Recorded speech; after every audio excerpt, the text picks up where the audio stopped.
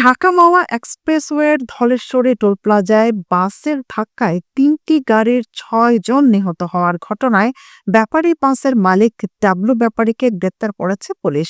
শনিবার দিবাগত রাত 12:30টার দিকে মাদারীপুরের শিবচরের কাঁঠালবাড়ি এলাকা থেকে তাকে গ্রেপ্তার করা হয়। গ্রেপ্তার ডাবলু ব্যাপারী কাঁঠালবাড়ি এলাকার সিন্তিক ব্যাপারীর ছেলে। এর আগে এ ঘটনায় গত শুক্রবার রাতে নারায়ণগঞ্জের সিদ্ধিরগঞ্জ থেকে বাসটির চালক নুরুদ্দিন সহ দুজনকে গ্রেপ্তার করা হয়। হাইওয়ে পুলিশের অতিরিক্ত ডিআইজি আকম আক্তারুজ্জামান বসুনিয়া বলেন, বাসটি দুর্ঘটনার আগের দিন গ্যারেজ থেকে বের করা হয়। ফিটনেস ছিল না, আর নেশাখোর ও মেয়াদোত্তীর্ণ লাইসেন্সধারী চালক দিয়ে পরিবহনটি চালানো হয়। ওই ঘটনায় দায়ের করা মামলায় বাসের মালিককে গ্রেপ্তার করা হয়েছে। চালককে ডোপ টেস্ট করা হয়েছে। চালকের ড্রাইভিং লাইসেন্স নেই।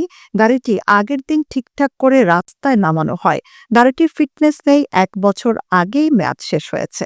প্রাথমিকভাবে গাড়ির ব্রেক ঠিক আছে, তবে বিআরটিএ বিশেষজ্ঞগণ এর রিপোর্ট দেবেন। এই দুর্ঘটনার দায় চালক, মালিক, পরিবহন ব্যানার মালিক কেউ এড়াতে পারে না। হাইওয়ে পুলিশ ও র্যাব অভিযান করে চালককে তার ফুপুর বাড়ি নারায়ণগঞ্জের সিদ্ধিরগঞ্জ থেকে গ্রেপ্তার করেছে। গত শুক্রবার বেলা 11টার দিকে ঢাকা মাওয়া এক্সপ্রেসওয়ের ধলেশ্বরী টোল প্লাজায় দাঁড়িয়ে থাকা 3টি গাড়িতে ধাক্কা দেয় ব্যাপারী পরিবহনের একটি বাস। এতে একই পরিবারের 4 জন সহ 2টি গাড়ির 6 আরোহী নিহত ও 4 জন আহত হন।